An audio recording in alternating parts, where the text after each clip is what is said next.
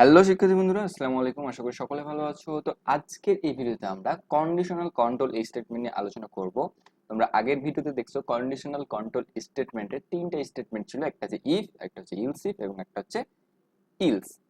তো আজকে আমরা ইফ, ইলস ইফ এবং ইলস এই তিনটে সম্পর্কে জানবো ডিটেলসে। দেন নেক্সট ভিডিওতে আমরা কন্ডিশনালের যে অ্যালগরিদম ফ্লোচার্টগুলো সলভ করছিলাম সেগুলোর সি প্রোগ্রামিং করব। ঠিক আছে, চলো দেরি না করে শুরু করা যাক। ওকে, তো সর্বপ্রথম আসছি আমরা ইফে। ইফ ইফ যদি অর্থে ব্যবহার করা হয়। কোন অর্থে? যদি অর্থে। যদি। ওকে, তাহলে ইফ কি অর্থে ব্যবহার করা হয় জানলাম। এবার চলে আসো ইফের স্ট্রাকচার। ইফের স্ট্রাকচার ইফের স্ট্রাকচার অনেক সহজ। এরকম থাকবে ইফ, যদি, যদির ভিতরে থাকবে একটা কন্ডিশন। যদির ভিতর কি থাকবে? একটা কন্ডিশন। দেন থাকবে হচ্ছে যদির ব্লক বা বডি। এই বডির ভিতর বা ব্লক বলতে পারি আমরা। তো ব্যাপারটা হচ্ছে এরকম যে ইফের ভিতরে একটা কন্ডিশন, তারপর তার বডি। যদি যদি এই কন্ডিশনটা সত্য হয়, মানে ইয়েস হয়, আমরা ইফের ভিতর কি দেবো? একটা সত্য দিব। যদি সত্যটা সত্য হয় তাহলে ব্লকের মধ্যে ঢুকবে, ঢুকে এখানে আমরা যে কাজটা করব সেই কাজটা সম্পন্ন করবে। আর যদি কন্ডিশনটা সত্য না হয় তাহলে সে বাইরে চলে আসবে, আসে সে কি হয়ে যাবে? বাইরের কাজগুলো করবে, তার মানে ব্লকের মধ্যে ঢুকবে না। তার মানে ইফ কি অর্থে ব্যবহার করা হয়? যদি অর্থে ব্যবহার করা হয়। ইফের ভিতর কি থাকে? একটা কন্ডিশন থাকে। তার মানে যদি কন্ডিশন সত্য হয় তাহলে ইফের একটা বডি থাকবে, বডির মধ্যে ঢুকবে, কাজটা করবে, না হলে কাজটা করবে না। ওকে, আচ্ছা, এবার চলে আসো ইলস। ইলস ইলস ইলস হচ্ছে অন্যথায় অর্থে ব্যবহার করা হয়। অন্যথায়, অন্যথায়। ঠিক আছে, আচ্ছা, এবার এটা স্ট্রাকচার দেখো। স্ট্রাকচারটা হচ্ছে এরকম যে ইলস ইলসের কোনো কন্ডিশন থাকে না, ডাইরেক্ট কি থাকে? বডি থাকে বা ব্লক। ঠিক আছে, তাহলে ইলস কি অর্থে ব্যবহার করা হয়? ইলস ব্যবহার করা হচ্ছে অন্যথায় অর্থে। এবং ইলস এর স্ট্রাকচারটা কিরকম? ইলস এর স্ট্রাকচার হচ্ছে ইলস থাকবে এবং তার বডি থাকবে, তার কোনো কন্ডিশন থাকবে না। ঠিক আছে, তাহলে ইলস কখন ব্যবহার করা? ইলস তখনই ব্যবহার করা হবে, যেমন দেখো, আমরা যখন দুটি সংখ্যার মধ্যে বড় সংখ্যা বের করছিলাম বা হচ্ছে একটা সংখ্যা জোড় না বিজোড় বা একটা ধনাত্মক না ঋণাত্মক বের করছিলাম, তখন কিন্তু আমরা একটা কন্ডিশনে কাজ করছিলাম। আমরা বলছিলাম যে যদি একটা সংখ্যা 2 দ্বারা ভাগ করলে ভাগশেষ 0 হয়, যদি এটা ইয়েস হয় তখন আমরা বলছিলাম এটা হচ্ছে জোড় সংখ্যা। আর যদি না হয় তখন আমরা কি বলছিলাম? বিজোড় সংখ্যা। তাহলে এই যে যখন না হয়েছিল তখন কি কোনো কন্ডিশন চেক করছিল না? একটা কন্ডিশনের মধ্যেই সে নো অ্যান্সার পাওয়ার সাথে সাথে এই কাজটা করে ফেলছিল।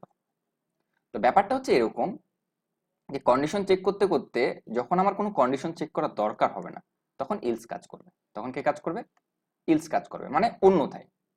কেউ পারতেছে না, তখন অন্যথায় কি হবে? ইলস হয়ে যাবে। ঠিক আছে, ওকে, মানে ব্যাপারটা হচ্ছে এরকম, যদি আমরা ইফ ইফের সাথে একটু মিশাই তাহলে এর ব্যাপারটা হবে এরকম যে ইফ যদি কন্ডিশন সত্য হয় তাহলে এখানে কাজ করবে, অন্যথায় ইলসেরটা কাজ করবে।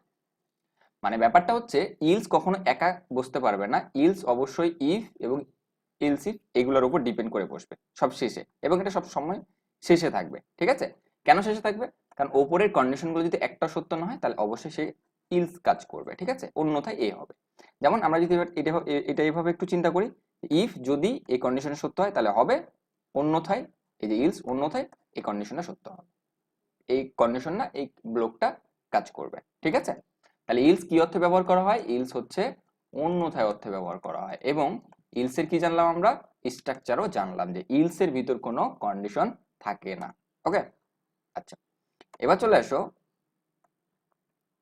এবার চলে আসো ইলস ইফ। এবার চলে আসো ইলস ইফ। ইলস ইফ, তা বুঝতে পারতেছো এটা কি অর্থ?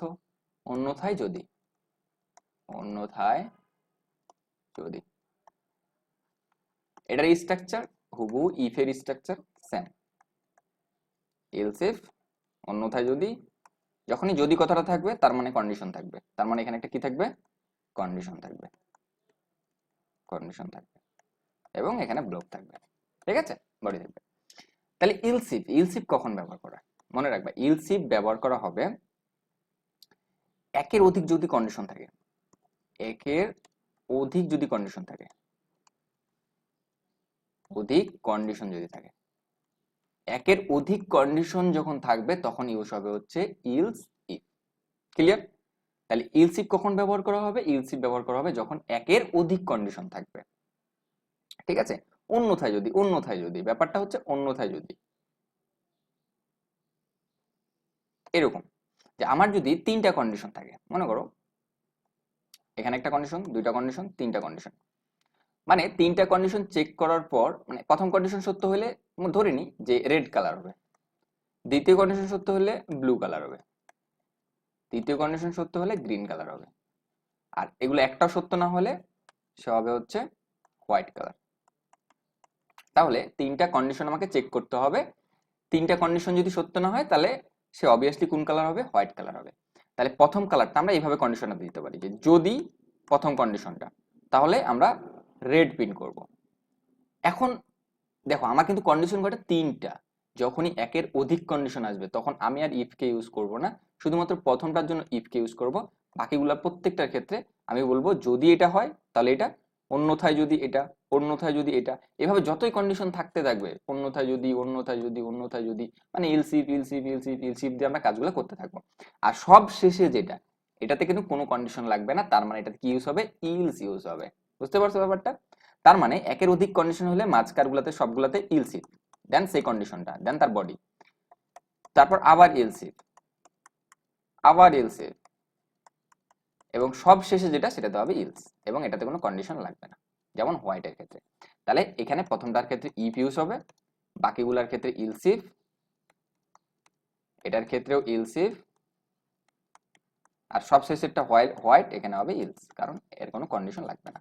তার মানে যদি এটা হয় তাহলে রেড, অন্যথায় যদি দ্বিতীয় কন্ডিশন সত্য হয় তাহলে ব্লু, অন্যথায় যদি তৃতীয় কন্ডিশন সত্য হয় গ্রিন, অন্যথায় হোয়াইট।